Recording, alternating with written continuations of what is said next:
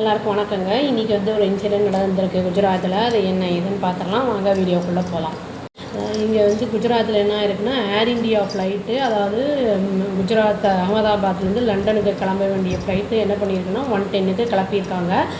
கிளம்பின வந்து ஒரு 10 மினிட்ஸ்லேயே என்ன இருக்குன்னா வந்து அது ஏதோ ஒரு civilian residential area, populated residential ஏரியாவில் போய் மோதி கிராஷ் ஆகிருக்கு.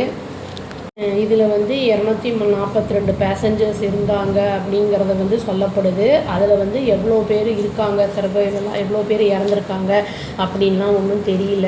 இதில் வந்து என்ன பண்ணியிருக்காங்கன்னா, குஜராத் சிஎம், அப்புறம் வந்து ஹோம் மினிஸ்டர் அமித்ஷா, அப்புறம் வந்து இந்த ஏவியேஷன் மினிஸ்டர் விஜயவாடாலேருந்து வராரு. அவர் எல்லாம் வந்து இந்த இன்சிடெண்ட் நடந்த ஸ்பாட்டுக்கு வராங்க. இந்த நெருப்பு பயங்கரமாக பற்றி எரிஞ்சிருக்கு. இந்த கிராஷில் வந்து இதுக்கு வந்து நிறைய வந்து என்னென்னா வாட்டர், அப்புறம் வந்து ஃபயர் ஃபைட்டிங் ஐட்டம்ஸு, அப்புறம் வந்து தீயணைப்புத்துறை, அப்புறம் வந்து அந்த போலீஸு, அப்புறம் இவங்க எல்லாம் வந்து நிறைய பேர், அப்புறம் மக்கள் கூட இது கூட இருந்து நிறைய ஹெல்ப் எல்லாம் பண்ணிகிட்ருக்காங்க.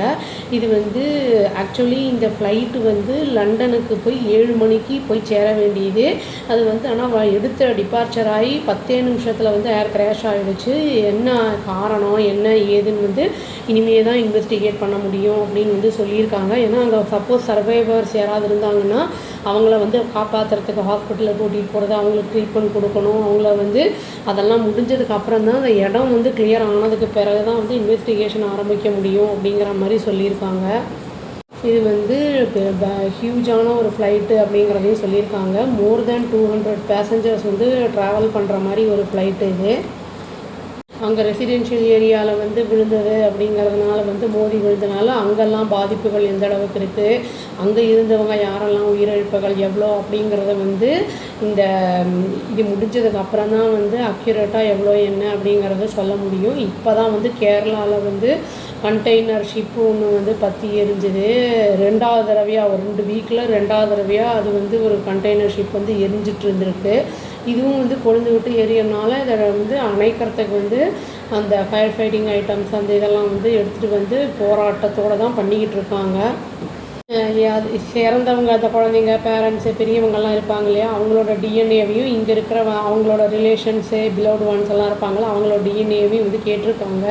அதை வந்து செக் பண்ணிவிட்டு யாருடைய ரிலேட்டிவுக்கு வந்து இறந்தவங்க சொந்தம் அப்படிங்கிறத பார்த்து அந்த பாடியை வந்து அவங்கக்கிட்ட ஹேண்ட் ஓவர் பண்ணுறதுக்காக இதை வந்து பண்ணிகிட்ருக்காங்க. ஹோம் மினிஸ்டர் அமித்ஷா என்ன சொல்லியிருக்காருன்னா, நம்ம வந்து எல்லாத்தையுமே இதில் வந்து பிஜேபியில் இருந்த ஒருத்தர் கூட இருந்திருக்காங்க, ஒரு லேடி அப்படின்னு வந்து சொன்னாங்க, லண்டனுக்கு போயிட்டு இருந்தாங்கன்னு. பட் அவங்க நிலைமை என்னங்கிறது இனியும் தெரியல. அமித்ஷா வந்து என்ன சொல்லியிருக்காரு அப்படின்னா வந்து சென்ட்ரல்லேருந்து எல்லா ஹெல்ப்பும் என்னென்ன வேணுமோ அது எல்லாமே ஸ்டேட்டுக்கு வரும் அப்படிங்கிறத அவர் வந்து தெரிவிச்சிருக்காரு. இது வந்து பிளேனில் ஏதாவது ப்ராப்ளம் இருந்ததா, இல்லாட்டி அந்த க்ரூ ஏதாவது ப்ராப்ளமா, பைலட்டோடது ஏதாவது அப்படிங்கிறதெல்லாம் இனிமேல் தான் தெரிய வரும்.